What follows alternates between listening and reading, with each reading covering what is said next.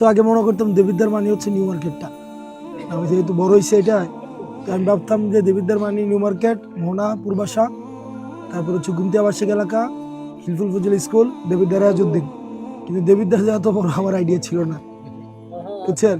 তো এই যে গ্রাম বা এই যত যেই জায়গায় আসছি, এইগুলো আমার জীবনে প্রথমবারের মতো, মানে আমি আর আগে আসি নাই। কিন্তু আমি আসলে চিনতেছি। আপনি তো ধরেন একটা হচ্ছে তাত্ত্বিকভাবে সমস্যাগুলো জানি, আমরা জানি যে দেবিদ্বারের রাস্তাঘাট ভালো না, কোনো রাস্তাঘাটই ভালো না, কিন্তু নিজে গিয়ে দেখা। আমরা এনসিপি রাজনৈতিক দল গঠন করার পরে আমরা সিদ্ধান্ত নিয়েছিলাম, আমরা না না না ওরাই হচ্ছে ভবিষ্যতের প্লাবন।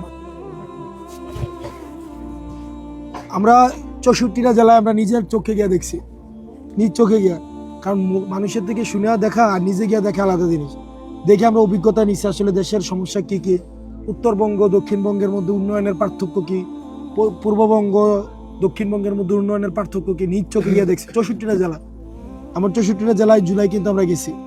এরপরে এবার সিদ্ধান্ত নিয়েছি আমি 212টা গ্রামেই যাব। যে আমার এখন এটা ভোট দিলে দিবে, না দিলে নেই। ভোট না দিলে আমার কোনো যেমন যে আল্লাহ যে ফয়সালা রাখবে ওইটাই আমার কাছে উত্তম ফয়সালা।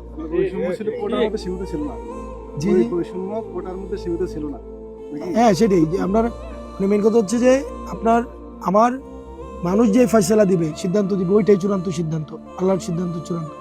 কিন্তু নিজ থেকে গিয়ে যে আমি ইয়াগুলো দেখতে পাচ্ছি, সমস্যাগুলো দেখতে পাচ্ছি, এগুলো নিয়ে আমার দীর্ঘমেয়াদী আমার পরিকল্পনা আছে। এগুলো সমস্যা নিরূপণ করে এবং সমাধান করা। এগুলা ধরে নির্বাচিত না হইলেও অনেক কাজ করা যায়। আমরা এবার একটা উদাহরণ তৈরি করছিলাম। আমরা রাজনৈতিক দল করার আগে আমাদের কয়েকজন পরামর্শকদের সাথে কথা বলছিলাম।